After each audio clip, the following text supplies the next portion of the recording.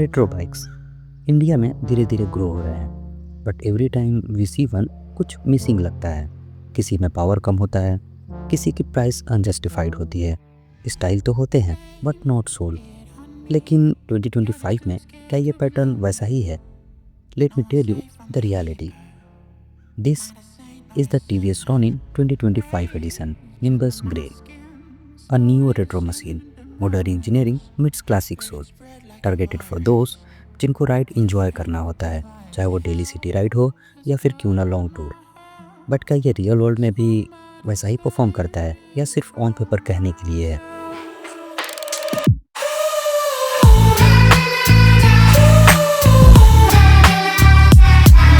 I'm off of the meds and it might get hideous. Why so serious?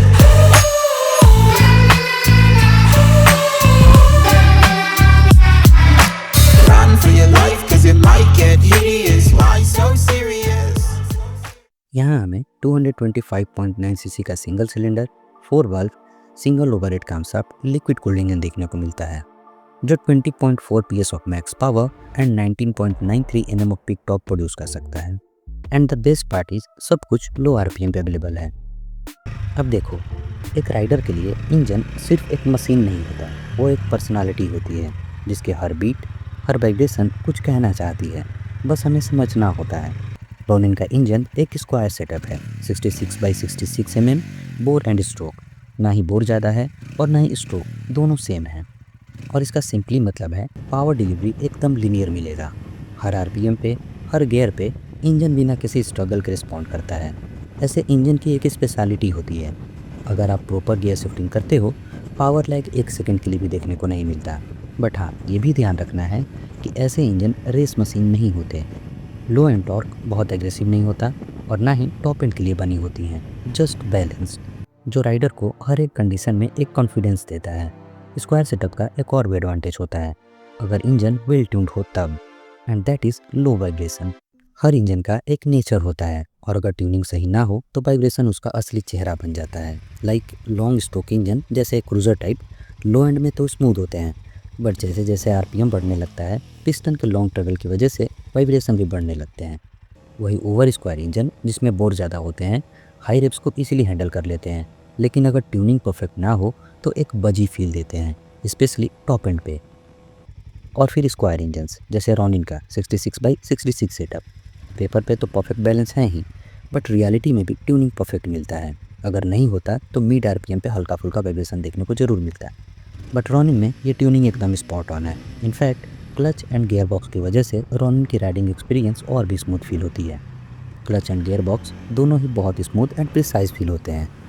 साथ में हमें assist and slipper clutch का भी option मिल जाता है, तो इसका भी मैजिक हर जगह फील होता है। अभी मेरे पास टॉप मॉडल है तो इसमें एडजस्टेबल लिवर्स भी देखने को मिल जाते हैं, जिसको आप अपने अकॉर्डिंग एडजस्ट कर सकते हैं। बट हाँ, बेस एंड मिड वेरिएंट में नॉर्मल लिवर्स ही देखने को मिलते हैं। वेल, अगर मैं NVH की बात करूं, I mean noise, vibration and harshness management की, तो ये भी वेल ट्यून्ड है।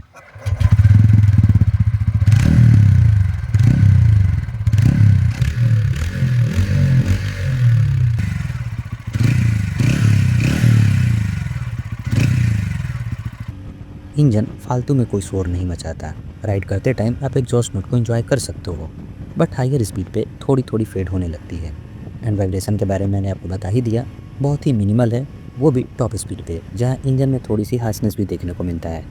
बट ये बाइक के कैरेक्टर के अकॉर्डिंग फिट हो जाता है, कंप्लेन करने लायक नहीं है। अब देखो, एक बाइक को 10 on 10 बनाने के लिए परफॉर्मेंस के साथ कंफर्ट भी परफेक्ट होना चाहिए, खास करके इस टाइप की बाइक में।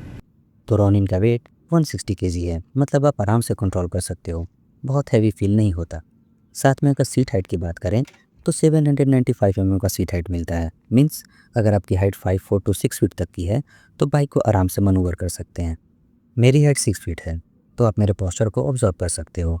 ना ही बहुत ज़्यादा छोटा फील होता है और ना ही बहुत ऊंचा, just a perfect feet. Handle bar की पोजिशनिंग भी इस चीज़ में बहुत हेल्प करता है। फुट पे थोड़ा आगे की तरफ है तो एक क्रूज़र टाइप भी फील देता है, मतलब सीटिंग पोस्चर कंफर्ट ओरिएंटेड है। And look at the seat quality, cushioning तो परफेक्ट मिलता ही है, बट साथ ही साथ आप इसके फिनिशिंग को भी देख सकते हो, प्रीमियम फील होता है। और राइडर एंड पिलियन दोनों के लिए सफिशिएंट स्पेस भी मिल जाता है। वेल, कंफर्टेबिलिटी में सस्पेंशन सेटअप का भी एक बड़ा रोल प्ले होता है। तो यहाँ पे हमें फ्रंट में 41 mm यूएसटी मिलता है एंड रियर में 7 स्टेप एडजस्टेबल मोनोशॉक। जब आप इस बाइक को राइड करोगे, फ्रंट सस्पेंशन थोड़ा स्टिफर साइड पे फील होगा, वह रियर सस्पेंशन परफेक्ट है, ना ही बहुत स्टिफ फील होता है और ना ही बहुत स्मूथ। मतलब हाईवेज के लिए ये बाइक परफेक्ट है, बट ऐसे ऑफ रोड पे थोड़ा बहुत जर्क फील होता है।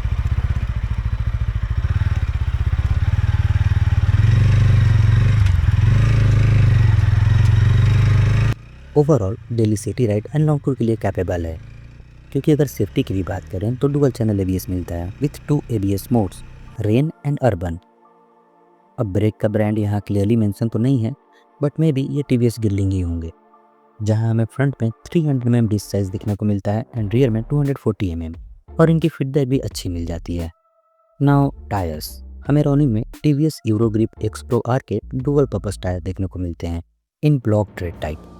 These tires are specifically designed to offer a balance between on-road comfort and off-road capability, और सच बताऊं तो देखने में भी अच्छे लगते हैं एंड न्यू रेट्रो स्टाइल में कम्प्लीटली अलाइन हो जाते हैं। और अब डिज़ाइन की बात कर ही रहे हैं तो just look at the tail light. एक sleek all LED tail lamp देखने को मिलता है, जो नो डाउट आई कैची तो है। वही अगर इंडिकेटर्स को भी देखें तो यहाँ पे भी एलईडी सेटअप मिलता है and design wise slim, minimal and modern है। और इसका हेडलाइट, पता नहीं क्यों जब भी मैं इसको देखता हूँ प्रीस्ट 2011 वाली मूवी की याद आ जाती है, खास करके ये टी शेप्ड DRL। चाहे जो भी हो, ये बाइक एस्थेटिक तो है, किसी भी एंगल से देखो बैलेंस प्रॉपर्टीज़ फील होती हैं, ना ज़्यादा बल्कि ना ज़्यादा छोटी। Even the instrument cluster tilted, compact, neatly integrated, not flashy, just purposeful. The design does not try too hard, it just knows it looks good.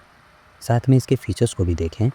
Digital cluster मिलता है विथ स्मार्ट एक्स कनेक्ट, जहाँ voice assist, ride assistance, navigation, ETA, phone alert and all necessary informations screen पे clearly show होते हैं, जिनकी visibility भी अच्छी है, डे टाइम में इजीली रीडेबल है।